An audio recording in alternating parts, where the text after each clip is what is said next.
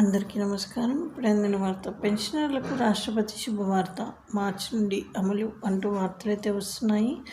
మరి దాని గురించి వీడియో చేయడం అనేది జరుగుతుంది. ఫ్రెండ్స్, వీడియో స్కిప్ చేయకుండా చివరి వరకు చూడండి. అలా అయితే పూర్తి ఇన్ఫర్మేషన్ అన్నది అందుతుంది. అలానే చాలామంది చూస్తున్నారు కానీ సబ్స్క్రైబ్ చేయడం మర్చిపోతున్నారు. దయచేసి సబ్స్క్రైబ్ చేయండి, అలానే లైక్ చేయండి. ఇక లేట్ చేయకుండా వీడియోలోకి వెళ్ళిపోదాం. అయితే ప్రస్తుతం వార్షిక ఆదాయం 5 లక్షల లోపు ఉన్న వారికి ట్రస్ట్ ద్వారా ఉచితంగా వైద్య సేవలు అందుతున్నాయి. ఈ పరిధిలో 1.43 కోట్ల కుటుంబాలు ఉన్నాయి. రాష్ట్ర ప్రభుత్వ ఉద్యోగులు, పెన్షనర్లు కలిపి 8.5 లక్షల మంది ఉన్నారు. అయితే బీమా పథకం కింద ఏడాదికి ఒక్కో ఉద్యోగికి పెన్షన్ సుమారు 7,000 వరకు చెల్లిస్తున్నారు. జర్నలిస్టులు కూడా ప్రీమియాన్ని చెల్లిస్తున్నారు. అయితే మరి ఈ ప్రీమియం చెల్లించే జాబితాలో ఉన్న వారికి మినహాయించి మిగిలిన వారందరికీ బీమా విధానాన్ని వర్తింపజేసేందుకు వీలుగా ప్రతిపాదనలు అయితే సిద్ధం చేస్తున్నారు. మరి ప్రీమియం 2,500 వరకు ఉంటుండొచ్చు అనేసి అంటున్నారు. ప్రతి కుటుంబం తరఫున ప్రభుత్వం చెల్లించాల్సిన ప్రీమియం 2,500 వరకు ఉండొచ్చని అంచనా. జాతీయ స్థాయిలో పిలిచే టెండర్ల ద్వారా ప్రభుత్వ, ప్రైవేట్ బీమా కంపెనీలు పోటీ పడతాయి.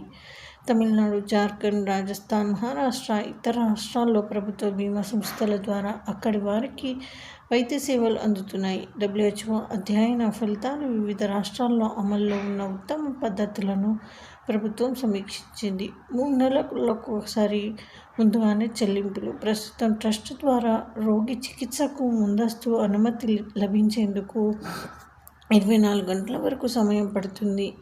బీమా విధానంలో 6 గంటల్లోనే చికిత్స ప్రారంభ అనుమతి లభిస్తుంది. చికిత్సకు ఆమోదం తెలిపేందుకు బీమా సంస్థ నిరాకరిస్తే వెంటనే అప్పీలు చేసుకునే వెసులుబాటు కల్పిస్తారు. ఈ విధానంలో ప్రభుత్వానికి ఎక్కువ అధికారాలు ఉంటాయి.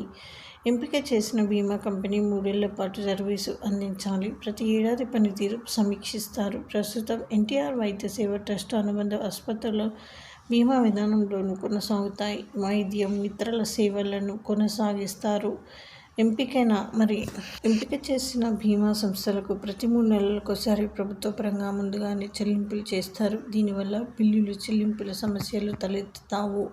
అయితే రోగులకు అందించిన చికిత్సా వివరాలు అందిన తర్వాత బీమా సంస్థలకు సాధ్యమైనంత త్వరగా చెల్లింపులు చేసేలా నిర్దేశిత గడువు ఉంటుంది. టెండర్ డాక్యుమెంట్లు పొందుపరుస్తారు. ప్రస్తుతం 30 రకాల స్పెషాలిటీలతో కలిపి 3,257 రకాల చికిత్సలు అందుబాటులో ఉన్నాయి. వీటిని అలాగే కొనసాగిస్తారు. ప్రధానమంత్రి జన ఆరోగ్య యోజన కింద అందే 1949 రకాల చికిత్సలు ఇందులో ఉన్నాయి. ఇది friends, thanks for watching. Please like, share and subscribe.